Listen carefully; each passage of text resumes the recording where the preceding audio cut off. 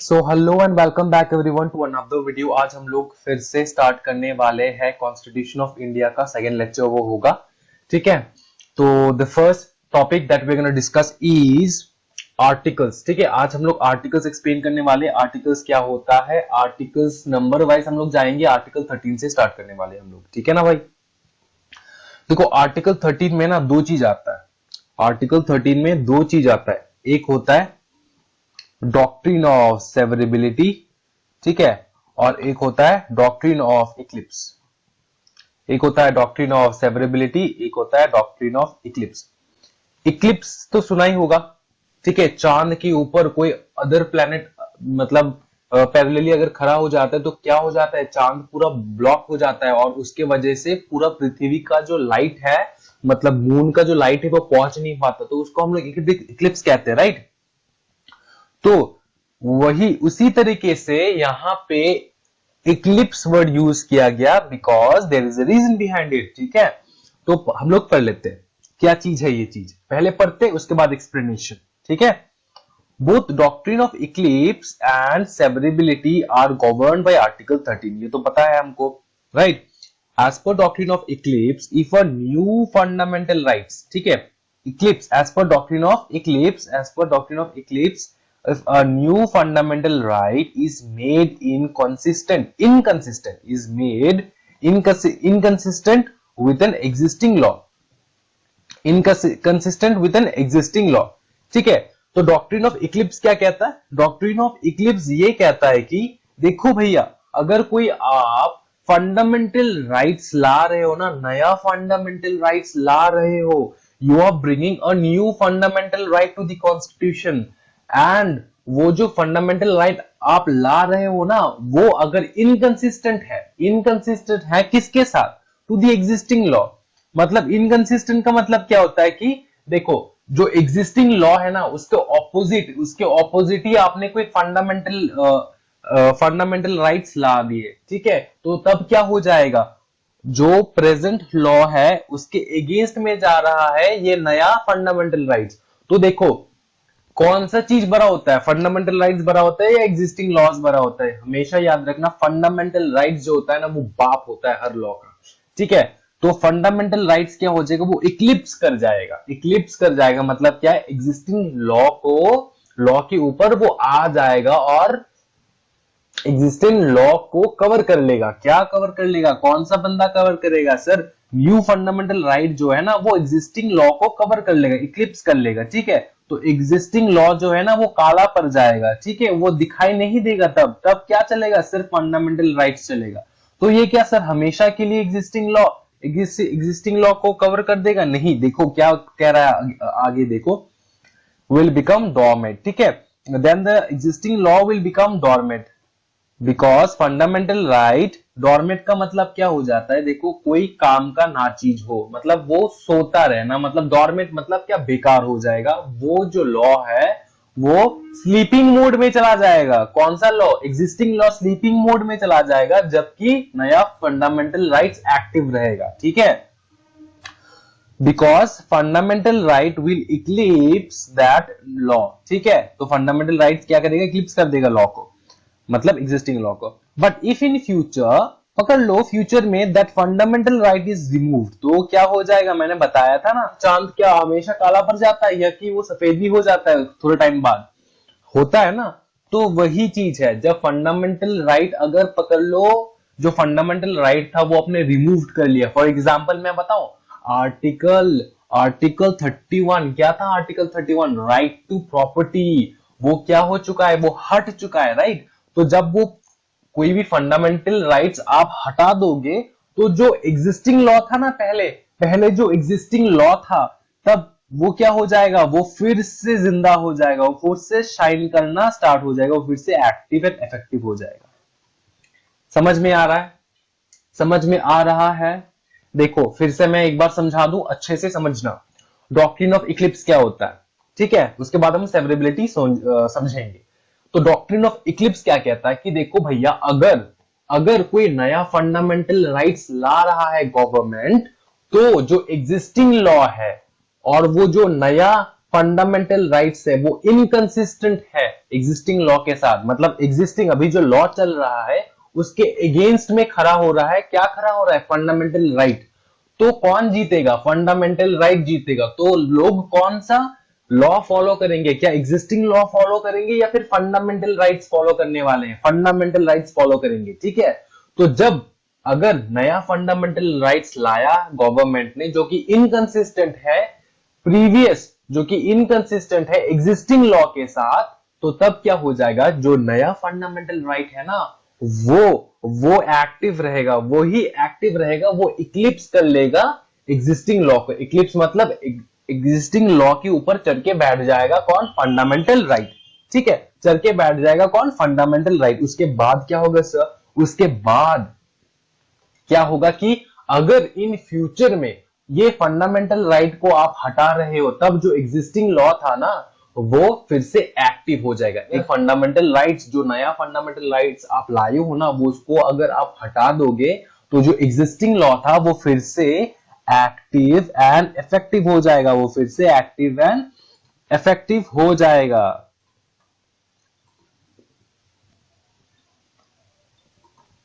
वो फिर से एक्टिव एंड इफेक्टिव हो जाएगा। समझ में आ रहा है, क्लियर है बात। अभी डॉक्ट्रिन ऑफ सेवरेबिलिटी सोच ले, समझ ले क्या है ये चीज। As per doctrine of severability only that portion of law which is inconsistent with fundamental right will become dormant, not the entire law, ठीक है। As per doctrine of severability only that portion of law which is inconsistent with fundamental rights will become a doormat and not the entire law। तो यहाँ पे क्या कर रहा है कि चांद को ना ग्रहण थोड़ा ही लगेगा, आधा चांद चमकता रहेगा, आधा चांद को ग्रहण लग जाएगा। जितना पोर्शन ग्रहण लगेगा उतना ठीक है और बाकी पोर्शन शाइन आउट करेगा। वैसे ही है यहाँ पे डॉक्ट्रिन ऑफ सेवरेबिलिटी ये कहता है हमको कि जितना portion of the new fundamental right जो है, वो जितना पोर्शन वो इनकंसिस्टेंट है उतना पोर्शन ही वो कवर करेगा। क्या कवर करेगा, फंडामेंटल राइट चलेगा, बाकी जो एग्जिस्टिंग लॉ है जितना पोर्शन वो चल सकता है वो रहेगा। जितना पोर्शन इनकंसिस्टेंट है उतना पोर्शन ही आप इक्लिप्स कर सकता है, मतलब उतना पोर्शन ही फंडामेंटल राइट इक्लिप्स कर सकता है किसको, एग्जिस्टिंग लॉ को। और जो पोर्शन कंसिस्टेंट है, इनकंसिस्टेंट नहीं है, जो पोर्शन कंसिस्टेंट है वो शाइन आउट करेगा, वो चलता रहेगा, ठीक है। देखो as per doctrine of severability only that portion of law which is inconsistent with fundamental rights will become dormant and not the entire law। पूरा लॉ डॉर्मेट नहीं होगा, पूरा लॉ सो नहीं जाएगा, थोड़ा पोर्शन ही सोगा। जितना पोर्शन इनकंसिस्टेंट है उतना पोर्शन ही सो जाएगा, पूरा लॉ सो नहीं जाएगा। समझ में आ रहा है ना बात। अभी यहाँ पे एक चीज देखो, ये जो वर्ड है ना ये इनकंसिस्टेंट एक साथ रहेगा, ठीक है। तो आप लिखने के टाइम में अच्छे से लिख लेना इनकंसिस्टेंट, ये इन उसके बाद कंसिस्टेंट नहीं है, इन उसके बाद कंसिस्टेंट नहीं है, एक साथ है ये इनकंसिस्टेंट, राइट। नेक्स्ट पोर्शन देख ले।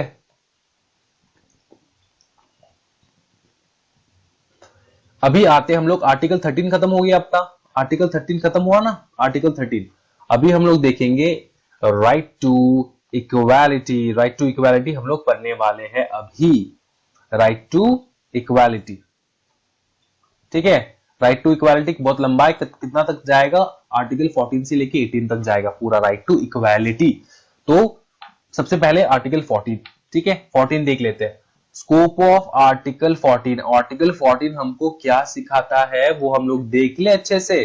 Scope of article 14, okay. Article 14 क्या कहता है कि देखो भैया, क्लास लेजिस्लेशन ना फॉरबिड है, क्लास लेजिस्लेशन हम नहीं करने देंगे, जात पात ये सब हम नहीं करने देंगे, हम नहीं मानेंगे ये सब चीज, जात पात हम लोग नहीं मानेंगे। लेकिन हाँ, क्लासिफिकेशन हम अलाउ करेंगे, हम लोग क्लासिफिकेशन अलाउ करेंगे, लेकिन जात पात क्लास लेजिस्लेशन अलग अलाउ नहीं करेंगे। अभी what is the difference between class legislation and classification, लिख लो अभी से ही, मैं बता रहा हूं आपको। क्लास लेजिस्लेशन का मतलब होता है जैसे कि कास्ट सिस्टम नहीं होते, ठीक है, कास्ट सिस्टम, वो कास्ट सिस्टम जो है वो हटाने के लिए, छुआछूत जो पहले चलता था, क्लास लेजिस्लेशन, तुम ऊपर जात के हम नीचे जात के एक्सेट्रा एक्सेट्रा, ये सब हम अलाउ नहीं करेंगे। लेकिन क्लासिफिकेशन हम लोग अलाउ करेंगे। क्लासिफिकेशन का मतलब क्या है? Classification on the basis of what? Classification तभी हम लोग अलाउ करेंगे अगर वो इंटेलेक्चुअली आप क्लासिफाई कर रहे हो। For example CA, CS, CMA, ये this are the different class of people, right? CA company secretary, chartered accountant, cost accountant, they are the different classes of people, right? तो ये क्लासिफिकेशन अलाउड है, इस type के classification allowed है। Doctor है, ठीक है, इंजीनियर्स है, इस टाइप के क्लासिफिकेशंस अलाउड है। लेकिन क्लास लेजिस्लेशन जो कि जात पात है वो सब हम लोग नहीं मानने वाले। ये कौन चीज बताता है आपको? आर्टिकल 14 बता रहा है हमको ये चीज, ठीक है। तो क्लासिफिकेशन कौन से बेसिस में होना चाहिए? देखो अच्छे से समझ लेना, क्लासिफिकेशन कौन से बेसिस में होना चाहिए। क्लासिफिकेशन आपका सबसे पहले होना चाहिए, it must be founded on an intelligible differentia, मतलब रैशनल क्राइटेरिया होना चाहिए, मतलब which distinguishes person or thing that are grouped together from others left out group। इसका मतलब क्या है? CA, CS, CA में इंटेलेक्चुअल बोलो, इंटेलिजिबल बोलो, इंटेलिजिबल डिफरेंशिया, ठीक है। इंटेलिजिबल डिफरेंशिया मतलब क्या है? CA, CS, CA में सबका डिफरेंट इंटेलेक्चुअल क्लासिफिकेशन है, राइट? CA क्या हुआ, मतलब CA कौन से बेसिस का बंदा होता है, CA कौन से क्लास का बंदा होता है, वो पकड़ लो अकाउंट्स के क्लास का बंदा होता है, ठीक है। CS लॉ मतलब कंपनी लॉस, मोस्ट प्रोबेबली वो लोग कंपनी लॉ के बारे में पता होता है उनको, ठीक है, एक्सपर्ट रहते हैं वो लोग। हाँ, अकाउंट्स में भी रहते हैं, लेकिन मोस्ट प्रोबेबली सबसे ज्यादा इंपॉर्टेंट क्या रहते हैं वो लोग? क्लासिफाइड है because of the company law, ठीक है। तो ऐसे हम लोग इंटेलिजिबल डिफरेंशिया कर सकते हैं। अगर on the basis of intelligible differentia है तो क्लासिफिकेशन अलाउड है, तो क्लासिफिकेशन अलाउड है, ठीक है। समझ में आ रहा है? अभी नेक्स्ट क्या है? डिफरेंशिया, ठीक है, मस्ट हैव एन ऑब्जेक्ट। कोई ऑब्जेक्ट होना चाहिए भाई डिफरेंशिया का, they must be an object, okay. Objective होना चाहिए आपका डिफरेंशिया, मतलब आप डिफरेंस कर रहे हो कौन से ऑब्जेक्टिव। कोई ऑब्जेक्टिव मतलब डिफरेंशिएट नहीं, मेरा मन किया मैं डिफरेंस कर लिया, ऐसा नहीं होता। देखो CS, CA, CA में ये डिफरेंस हुआ उनका, वो लोग डिफरेंस क्लासिफाइड है, ठीक है। क्यों? क्योंकि कोई ऑब्जेक्टिव होगा ना। CS हम लोग कहते हैं कि वो लोग कंपनी सेक्रेटरी रहते हैं और वो लोग कंपनी को चलाते हैं, ठीक है। कंपनी का जो भी मतलब लीगल वर्क्स है वो लोग देखते हैं। तो क्लासिफिकेशन जरूरी है ना। अगर CA, CA, CA में एक ही लेवल का हो जाए, मतलब एक ही टाइप का हो जाए, तो कंफ्यूज हो जाएंगे बंदे कि ये कौन है वो कौन है। अगर किसी CA को आप जाके बोलोगे मेरे कंपनी में ये लॉ एप्लीकेबल होगा कि नहीं, तो बंदा इतना अच्छे से नहीं बता पाएगा। लेकिन हालांकि वही अगर आप CS को जाकर पूछोगे तो CS वाले बंदा बहुत अच्छे से समझा देगा आपको कि हाँ ये लॉ आपकी कंपनी में एप्लीकेबल है कि नहीं। सेम वे अगर CA वाले बंदे, ठीक है, कोई भी आप CA वाले काम जो करते हैं, CA वाले ऑडिटिंग वगैरह, वो अगर आप लेकर जाओ किसके पास? CS के पास, और CS के पास पूछो कि सर मेरा ऑडिटिंग देख लो थोड़ा, तो CS वाले बंदे उतना अच्छे से आपको सर्विस नहीं दे पाएंगे जितना अच्छा सर्विस आपको CA वाला बंदा देता है, राइट? तो इसी वजह से मस्ट हैव एन ऑब्जेक्ट। कोई ऑब्जेक्ट रहा होगा ना, ये क्लासिफिकेशन का, डिफरेंशिएट का कोई ऑब्जेक्ट रहा होगा ना। तो द क्लास, उसके बाद फर्स्ट पॉइंट खत्म। Second, now third, the classification में be founded on different basis, namely geographical, occupation etcetera, ठीक है। डिफरेंट बेसिस, नेमली जियोग्राफिकल भी हो सकता है, ऑक्यूपेशन बेसिस भी हो सकता है। ऑक्यूपेशन बेसिस मतलब CA, सेम है, इजी, राइट। जियोग्राफिकल बेसिस भी हो सकता है, मतलब टेरिटोरियल बेसिस भी हो सकता है। उसके बाद क्या आता है? If any person challenges that classification is invalid, अगर कोई पर्सन, कोई बंदा चैलेंज करे ना कि यार ये जो क्लासिफिकेशन हुआ है ना CS, CA, CMA का, इसका जो क्लासिफिकेशन है ना वो इनवैलिड है, वो क्लासिफिकेशन नहीं होना चाहिए, तो उस बंदे को प्रूव करना पड़ेगा इरेशनलिटी। क्यों नहीं होना चाहिए बेटा? क्यों नहीं होना चाहिए? You have to prove me out, because you are saying that classification is completely invalid. So why it is invalid, ये भी आप ही प्रूफ करके बताना पड़ेगा आपको, ठीक है ना। चारों पॉइंट खत्म, इजी है चारों पॉइंट। आर्टिकल 14 समझ में आ चुका है। आर्टिकल 14 का मेन ऑब्जेक्टिव क्या है? क्लास लेजिस्लेशन एंड क्लासिफिकेशन, ठीक है, क्लियर है बात। नेक्स्ट हम लोग देख ले, नेक्स्ट क्या है? स्कोप ऑफ आर्टिकल 15, बहुत ही पॉपुलर आर्टिकल है आर्टिकल 15। स्कोप ऑफ आर्टिकल 15 हम लोग देखने वाले हैं अभी। ओके, आर्टिकल 15 का ना क्लॉज 1 देखेंगे हम लोग। 15 क्लॉज 1, ठीक है। तो इसमें क्या कहते हैं हम लोग को,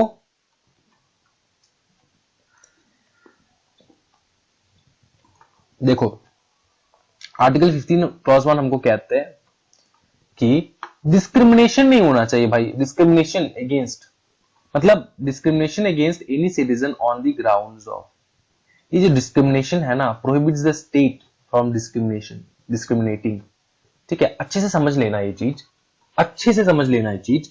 ये सिर्फ गवर्नमेंट सेक्टर में अलाउड है, ठीक है, प्राइवेट सेक्टर में अलाउड नहीं है। पकड़ लो, पकड़ लो, कल आप मतलब कल मैं जा रहा हूं किसी जॉब इंटरव्यू के लिए, ठीक है, जॉब इंटरव्यू के लिए जा रहा हूं। तो उसने बंदे ने मुझको बोला you are a guy, you are not allowed to do this work. तो मैंने बोला देखो सर, मैं तो बहुत ही मतलब एलिजिबल हूं ये काम करने के लिए, आप क्यों नहीं अलाउ कर रहे हो मुझको ये काम करने के लिए? सर प्रॉब्लम क्या? तो बंदे ने बोला आपका प्रॉब्लम क्या पता है? आपका प्रॉब्लम है सेक्स। मतलब आपका जो प्रॉब्लम है वो ये है कि आप मेल हो और हमको चाहिए फीमेल कैंडिडेट। तो सर ऐसा भी होता है क्या? सर प्लीज ऐसा मत कीजिए। नहीं, ये प्राइवेट सेक्टर में नहीं हो पाएगा। प्राइवेट सेक्टर में वो डिफरेंशिएट कर पाएंगे भाई, प्राइवेट सेक्टर में डिफरेंशिएट वो कर पाएंगे। अगर आप उस वो चीज लेके आप पुलिस स्टेशन में चले जाओ कि देखो मैं लड़का हूं इसलिए मुझको काम नहीं दे रहा, तो पूरा नेगेटिव आपके टुवर्ड्स ही बैकफायर हो जाएगा चीज, ठीक है। लेकिन ये चीज कभी भी गवर्नमेंट नहीं कर सकता, ठीक है। प्रोहिबिट द स्टेट, अच्छे से देखो, प्रोहिबिट्स द स्टेट। कौन प्रोहिबिट करता है? स्टेट। स्टेट नहीं कर सकता। स्टेट मतलब क्या?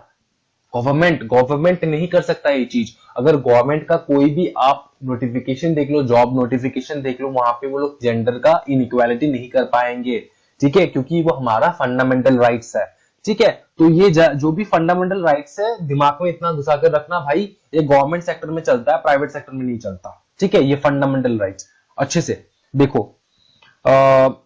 तो स्टेट क्या नहीं कर सकता? स्टेट को प्रोहिबिट करता है आर्टिकल 15 क्लॉज 1, ठीक है।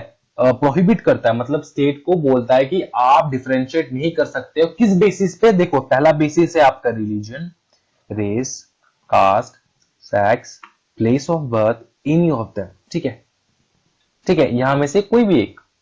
समझ में आ रहा है? समझ में आ रहा है?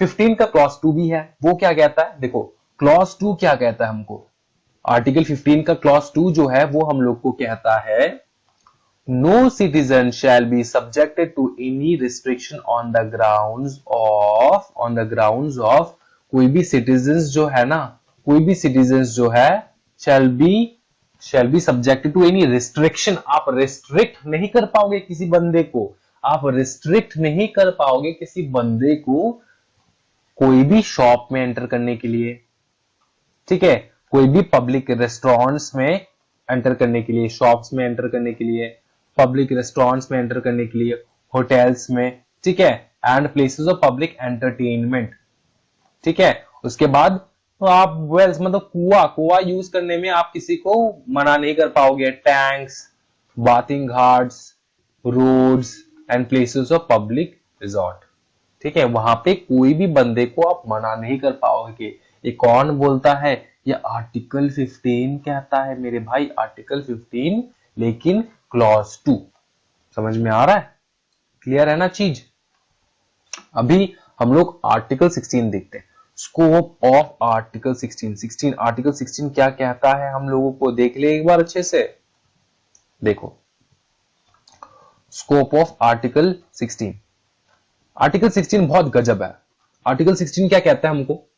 राइट ऑफ अपॉर्चुनिटी बोलता है। आर्टिकल 16 क्या कहता है? Right of opportunity in matters of public employment, ठीक है, इन मैटर्स ऑफ पब्लिक एम्प्लॉयमेंट।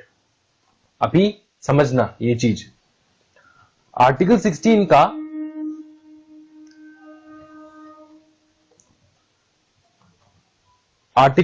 का क्लॉज 1 क्या कहता है कि क्लॉज 1 गारंटी देता है हर नागरिक को, all the citizens, equality of opportunity in matter relating to employment under the state. Under the state याद रखना, ये सब सिर्फ जहां जहां स्टेट्स देखोगे ना, याद रखना बस गवर्नमेंट सेक्टर में चलने वाला है चीज, प्राइवेट सेक्टर में नहीं चलने वाला ये चीज, ठीक है। Right to employment, opportunity, equality of opportunity, मतलब वो मैंने अभी एग्जांपल दिया ना आपको कि यार मैं लड़का हूं तो इसलिए आप जॉब नहीं दे रहे हो, वैसा नहीं होगा, स्टेट ये कभी नहीं कर पाएगा। हाँ, प्राइवेट सेक्टर बंदे कर सकते हैं ये चीज, प्राइवेट सेक्टर बंदे कर सकता है ये चीज, ठीक है। फिर आर्टिकल 16 क्लॉज 2 क्या कहता है, देखो क्लॉज 2 कहता है prohibits discrimination against a citizen on the grounds of religion, ये डॉफ नहीं है, ये ऑफ है, ठीक है, of religion, race, caste, sex, descent, place of birth और रेसिडेंस। तो ये तो हम लोग पढ़ाए ये पहले, फिर भी आप क्लासिफाई नहीं कर पाओगे, फिर भी आप डिस्क्रिमिनेट नहीं कर पाओगे कि हाँ तू बिहार का बंदा है ना भाई, तुझको मैं नौकरी नहीं देने वाला, ऐसा नहीं चलेगा मेरे भाई। तू बिहार का है ना, मैं तुझको नौकरी नहीं दूंगा, ऐसा नहीं चलने वाला। तू जम्मू एंड कश्मीर का है ना, मैं तुमको नौकरी नहीं देने वाला, ऐसा नहीं होगा, ठीक है। ये ऐसा कहां पे नहीं होगा, सिर्फ गवर्नमेंट सेक्टर में भाई, गवर्नमेंट सेक्टर में, ठीक है। स्टेट आपके साथ नाइंसाफी नहीं कर सकता, लेकिन हाँ प्राइवेट बंदे कर सकते हैं, प्राइवेट कंपनीज कर सकते हैं, ठीक है। तो आप इतना उम्मीद मत लगाना कि यार प्राइवेट सेक्टर में डिस्क्रिमिनेशन नहीं होता, हर एंगल में, हर पोर्शन में, हर जगह पे डिस्क्रिमिनेशन होता है, ठीक है। ये सच्चाई है, ये सच्चाई है इस दुनिया का, तो आपको एक्सेप्ट करना पड़ेगा। मैंने जो बोला है ना कि यार ये बिहार, उसके बाद जम्मू एंड कश्मीर, ऐसा डिस्क्रिमिनेशन, मैं ऐसे डिस्क्रिमिनेशन होता नहीं है। सही बात तो ये कि ये ऐसे टाइप का डिस्क्रिमिनेशन नहीं होता है, लेकिन कलर को लेके, उसके बाद सेक्स को लेके, उसके बाद आपके प्रोनाउंसिएशंस को लेके, आपके वर्डिंग्स कैसे है, आप कैसे प्रोनाउंस करते हो, आपका कम्युनिकेशंस कैसा है, ठीक है, आपका क्या थोड़ा कम्युनिकेशन स्किल्स बेकार है, तो वैसे अगर हो ना, आपका कम्युनिकेशन अच्छा नहीं है, ठीक है, उसके बाद थोड़ा बहुत डिस्क्रिमिनेशन यहाँ वहां, लड़की लड़का, ये चलता है, ये चलता है प्राइवेट सेक्टर में, ये सही बात है, ठीक है। लेकिन गवर्नमेंट सेक्टर में ये अलाउड नहीं है, ठीक है ना। आप बिहार से हो, या फिर आप शिलोंग से हो, या फिर आप मध्य प्रदेश से हो, कहीं से भी हो आप, आपको गवर्नमेंट कभी भी प्लेसमेंट ना देने का डिस्क्रिमिनेशन नहीं कर सकता, ठीक है। On the grounds of religion, आप हिंदू हो, मुस्लिम्स हो, ठीक है। तो देखो यार, ये तो ऑब्वियस सा बात है ना, ऑब्वियस सा बात है ये। देखो क्यों, मैं एक एग्जांपल देता हूं, ये क्यों है यहाँ पे प्राइवेट सेक्टर पे क्यों नहीं बोला, या फिर बहुत सारे जगहों पे क्यों नहीं बोला। देखो यार, अगर कोई मंदिर है, पकड़ लो मंदिर है, ठीक है, मंदिर है, और आप किसी मस्जिद का मौलाना हो, ठीक है, आप किसी मस्जिद का मौलाना हो, तो आप जाके नहीं बोल सकते मंदिर में कि यार मुझको काम चाहिए मंदिर में, मैं पुजारी बनूंगा, मैं यहाँ का मौलाना बनूंगा, ठीक है। ये नहीं हो पाएगा, ठीक है, ऐसा तो नहीं हो पाएगा, राइट, ऐसा हो पाएगा, नहीं हो पाएगा। तो यही चीज, और आप मंदिर के पंडित हो, आप जाके मस्जिद में जाके एम्प्लॉयमेंट नहीं मांग सकते कि मैं पंडित हूं मुझको रख लो, ऐसा नहीं होता, ठीक है। तो ये रिलीजन वाला तो चीज आता ही है प्राइवेट सेक्टर में, तो वो तो टेंशन मत लो। और जितने भी बंदे हैं जिसको लगता है ना ये मंदिर सब कुछ भगवान ने बनाकर गए, ये कोई भी चीज भगवान का नहीं है आज के डेट पे, सभी चीज या तो गवर्नमेंट का है या तो प्राइवेट सेक्टर का है। जितने भी बड़े बड़े मंदिर है ना दुनिया में, मतलब दुनिया में, हाँ दुनिया में है या फिर इंडिया में है, जितने भी बड़े बड़े मंदिर, मस्जिद और उसके बाद चर्च, जो कुछ भी है, सभी का एक कोई ना कोई मालिक है, ठीक है। याद रखना, भगवान वाला मालिक नहीं है, उसका ओनर है, ठीक है। तो याद रखना ये चीज। आर्टिकल, उसके बाद क्या कहते हैं यहाँ पे, article 16 clause 3, 4 and 5। Article 16 clause 3, 4 and 5 क्या करता है, 3, 4 एंड 5 स्टेट्स दी एग्जाम्पशंस, ठीक है, एग्जाम्पशन स्टेट करता है। आर्टिकल 16 3 में, 4 में और 5 में एग्जाम्पशन स्टेट करता है। देखो ये ए वाला है सब क्लॉज 3, ये बी वाला है सब क्लॉज 4, ये 5 जो है सी वाला है सब क्लॉज 5, ठीक है। ये एग्जाम्पशंस है, मतलब गवर्नमेंट सेक्टर में भी डिस्क्रिमिनेशन होगा, हाँ होगा, लेकिन इन सब के कारण, ठीक है। अगर आपका कोई प्रोफेशनल डिग्री नहीं है आपके पास, या फिर एजुकेशनल क्वालिफिकेशन नहीं है, आपको क्या वैसे ही जॉब दे देगा गवर्नमेंट। पकड़ लो कोई सरकारी अस्पताल का कोई एम्प्लॉयमेंट निकला है, तो कोई भी मतलब कार मैकेनिक वो चल जाएगा डॉक्टर, मतलब गवर्नमेंट को, और बोलेगा कि सर मुझको दे दो नौकरी, देखो तुम्हारे पास प्रोफेशनल क्वालिफिकेशन नहीं है तो आप बता रहे हो कि आपको नौकरी दे दे हम, वो भी डॉक्टर का। यार ये क्या मजाक चल रहा है क्या? आप तो इंसान को मार डालोगे, राइट? तो प्रोफेशनल और एजुकेशनल क्वालिफिकेशन अगर ना हो तो डिस्क्रिमिनेट करेगा गवर्नमेंट, ऑब्वियसली करेगा।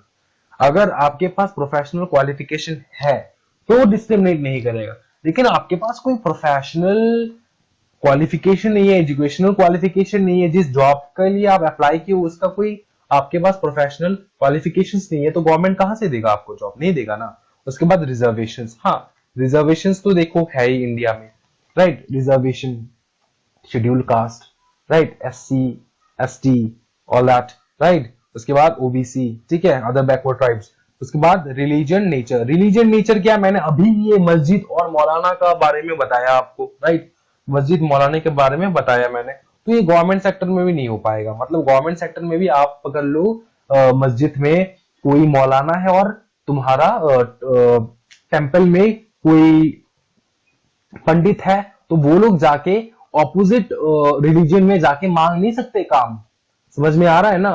तो रिलीजियस नेचर भी, रिलीजियस नेचर का अगर जॉब है, कोई रिलीजियस नेचर का जॉब है, आपका जॉब लगा है मंदिर में पंडित होना, तो आप कोई मौलाना जाके वो अप्लाई नहीं कर सकता। You have to be Hindu, okay? And if अगर कोई जॉब लगा है मस्जिद का, तो you have to be a maulana, means you have to be a Muslim, only then you can go and do the job of a maulana in दी मस्जिद, right? कोई पंडित जाके वहां पे अप्लाई नहीं कर सकता। समझ में आ रहा है ना? ये होता है आपका आर्टिकल 16 1 2, ठीक है? 1 2 तो पता है आपको, और इन दोनों का एग्जाम्पशंस क्या क्या है। 1 2 में क्या बताया कि कोई भी डिस्क्रिमिनेट नहीं होगा जॉब के लिए, कोई भी डिस्क्रिमिनेट नहीं होगा, स्टेट कोई भी डिस्क्रिमिनेट नहीं कर सकता। यहाँ पे 2 में क्या गया आगे? 2 में कहा गया कि grounds of religion, caste, grounds पे आप लोग डिस्क्रिमिनेट नहीं कर पाओगे। और आर्टिकल 16 13 16 3 4 एंड 5 में क्या कह रहा है कि देखो ये दो जो चीज है वो तो सही है, सही बात है ये दो चीज, लेकिन इन दोनों चीज में भी कोई एक्सेप्शंस है, एक्सेप्शंस है। वो एक्सेप्शंस क्या क्या है? अगर प्रोफेशनल क्वालिफिकेशन नहीं हो तो जॉब नहीं मिलेगा, रिजर्वेशन है तो आप अप्लाई नहीं कर पाएंगे, और रिलीजियस नेचर के तब भी अप्लाई नहीं कर पाएंगे। ठीक है, इजी था ना? इंटरेस्टिंग था। तो नेक्स्ट जो आर्टिकल्स है ना वो हम लोग नेक्स्ट वीडियो में कवर कर लेंगे, वीडियो बहुत लंबा हो जाएगा। If you guys like my videos, please like, share and subscribe my channel, and thank you so much. Study nicely. Happy learning. Bye bye.